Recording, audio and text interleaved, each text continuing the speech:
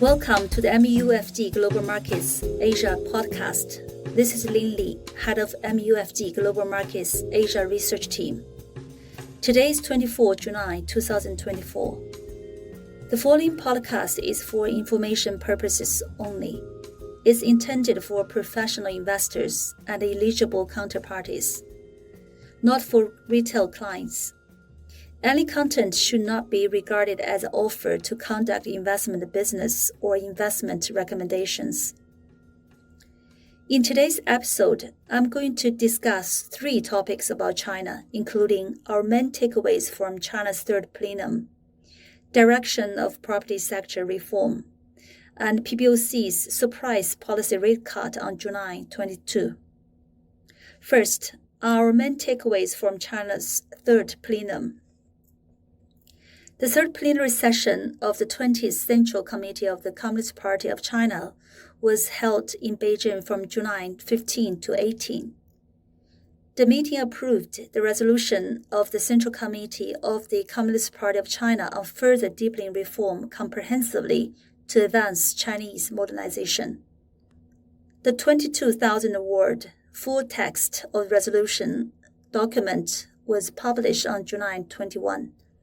It anchors a goal of basically realizing socialist modernization by 2035 and focuses on deploying major reform measures for the next 5 years in the areas of economy, politics, culture, society, ecological civilization, national security, national defense, the military, and etc.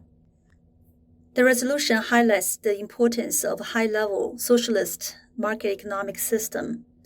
It states that China must give better play to the role of market mechanism, create a fairer and more dynamic market environment, optimize efficiency of resource allocation, and maximize benefits. It aims to ensure equal access to factors and a fair competition for enterprises with different ownerships. This will help boost the current low sentiment and allow for better development of the private sectors, help to release the latent power of the economy and stimulate innovation. The emphasis of building a unified national market and improving the basic system of market economy in the era of anti-globalization would help smooth internal circulation and allow China better leverage its large scale of the economy. High-quality development is also emphasized as the primary task in building China into a modern socialist country. New quality productive forces will be fostered to be in line with local conditions as well. The resolution states that China must deepen supply-side structural reform and create new growth drivers and strengths.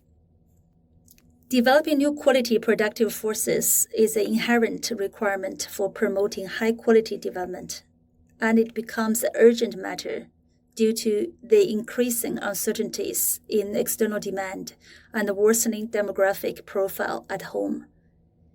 New quality productive forces are supported by new technology, characterized by the deepening of high-tech applications and has broad penetration and integration. We see deepening reforms in education, technology system, and talent development system as well. The resolution states to deepen the reform of the financial system. China's financial intermediation has been contributing a growing share to China's economy, reaching a significant 8.8% of total GDP as of second quarter this year, up from 4.1% in 2004. However, the quality and efficiency of financial services to the real economy do not meet the goals and requirement of Chinese-style modernization for the sector. And there exists various risks as well, including real estate risk, local government debt risk, and risks faced by some SME financial companies as stated in the resolution. We expect the next steps of reform would involve building a modern central banking system, further deepening interest rate and exchange rate reforms, building an effective financing regulatory system, and improving the multi-layer financial market system and push for a capital market reforms as well. Deepening reforms of fiscal and taxation system is another key set of reforms much weighted by the market. China plans to establish a fiscal relationship between the central and local government that features well-defined powers and responsibilities, and the appropriate allocation of resources with an optimum balance between regions. To place more fiscal resources at disposal of local government, China will expand the sources of tax revenue at the local level and grant great authority for tax management to local governments as appropriate. This reform would improve local governments' capacity in taking new initiatives in stabilizing the economy and help reducing local debt risks as well. China plans for improving mechanisms and institutions for advancing new urbanization. Despite an overall 66% urbanization rate by conventional definition, China's urbanization rate of registered population means population with household registration was only 48.3% in last year. Advancing new urbanization means implementing the systems to allow eligible people who have moved to cities from rural side to obtain household registration and enjoy the same rights as registered local residents with regard to social insurance, housing support, and access to compulsory education for their children who are living with them. Also, the plan for promoting integrated urban-rural development through pushing forward new industrialization, new urbanization, and a comprehensive rural revitalization will narrow the gap between rural and urban areas, which can unleash the potential for greater consumption.